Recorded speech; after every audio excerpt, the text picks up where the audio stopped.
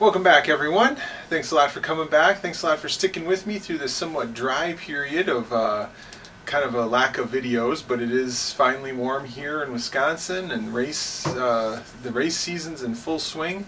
So obviously that's pulling me out of the basement and out onto the road and riding and racing a lot.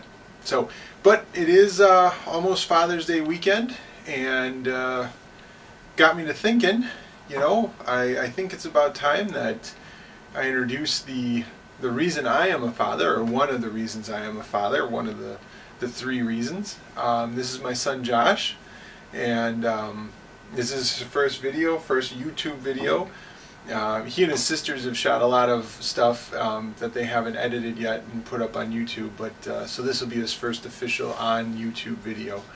But I thought today, as part of the build up to Father's Day, Josh and I would make some trees. Now, I know I've touched on this before in a previous video, but I thought it kind of demonstrate that it'd be a good project that, you know, if you're trying to get your kids into model trains and just a hobby in general, this could be something that is an easy project, and you know, something you can whip up in you know, like in an hour or so. So the first thing Josh and I are going to do is we're going to head outside. It's still a beautiful evening. We're going to head out there and we're going to see if we can find some natural twigs along a creek that runs behind our house. So what do you think, Josh? You think we'll be able to find some good twigs? I know where some are. All right, well, he knows where some are. So we're going to see if we can find any, and then we'll come back and start making some trees. Okay, so here we are at the little creek bed that's behind our house. That's not our house, but this is the creek that runs behind it. You can't see it, it's behind all these trees here.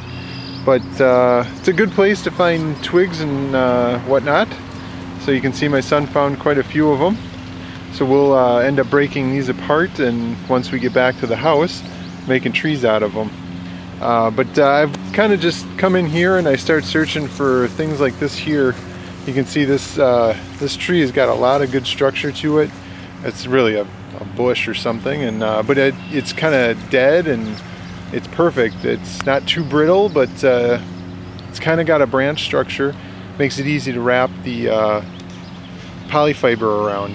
So I'm going to grab a few more of these and we'll head back to the house. Okay, so for this next step we've moved outside because again we're going to be using just spray adhesive, and you can get this, you know, from any hardware store. This happens to be a DAP product, but I know 3M makes one. I'm sure there's multiple vendors. And then just some green. This is a can of Krylon camouflage spray paint. So put that on, and then you can see my son's separating the color buckets, and these are just ground foam in different shades of green. And I've got some red here as well, a good mixture, and then you can see there's a yellow one there as well. So, and another green one, I think, or is that a brownish colored one? And then a green one. This is more like a fern. So, the last thing we also have is a bag of polyfill. Cotton! Or cotton.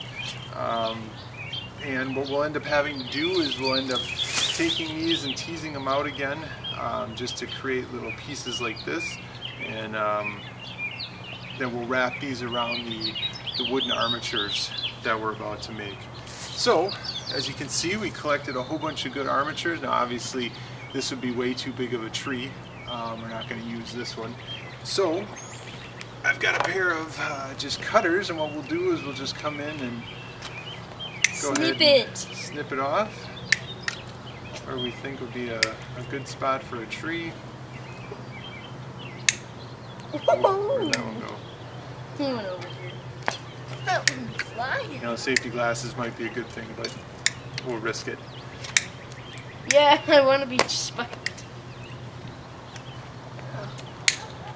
So this is actually a little bit of a chunky one, but I think this one will work okay actually.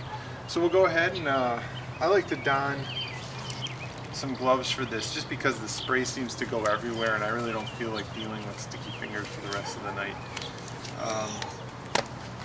So but before we do that, Josh, you need to give me a Okay, so we've got a bunch of teased out pieces, and then we're going to take one of the twigs that I've gone ahead and cut. We'll trim it down just a little bit more. Ooh, that one. Oh, you're firing them into the colors. Stuff tickles. So soft.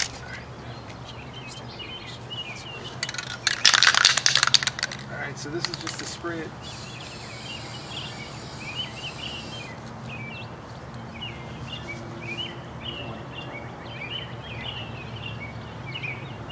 Ugh, that does not smell good. Need more?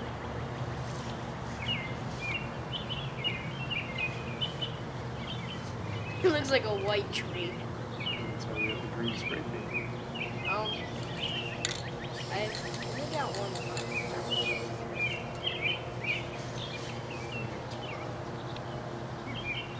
Whoops. So as you can see, I can build up the tree structure just by adding more on top of the polyfoam. So then I'll take the green here, give them a green undercoat. Some giggles in the background. Spray another adhesive on it here. Josh, what color do you want to do? Let's do yellow for our first. Bounce it around. No, just bounce it in the bucket. Bounce it lightly. Yes.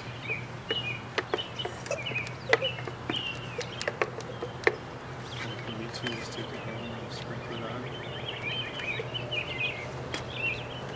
And really knock the scraps out. And there you go. Pick off the twigs that have fallen off. And then I've got a tray here that we'll just plop her on. And what you can do to finish them up, of course, is spray it with, you can either spray it again with your spray adhesive, or if you've got some hairspray, you can spray the hairspray on there and that'll help hold some of the loose material in place. So I think we're going to build a few more and we'll keep going.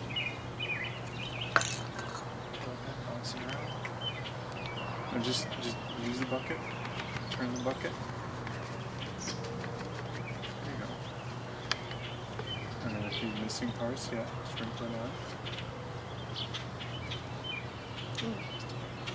Big one. Okay, good. Now grab it by the trunk. Don't get loose, guys. Shake it off. Shake it off in the bucket. Really give it a good shake. You really want to knock all the loose stuff off. Good. That was the best one out of the two. It's a pretty good looking tree. Next up, Alright. brown. I'm gonna just... Okay, so our trees are done. Now the best part of any tree project is planting them. So I'll let Josh decide where he wants to put it. On the outdoors? No, on the inside here. Somewhere on the inside. Alright, so of course we're just going to go ahead and poke through the plaster. Get down to the styrofoam underneath. And I'll open the hole up a little bit and then just go ahead and stick that in the hole.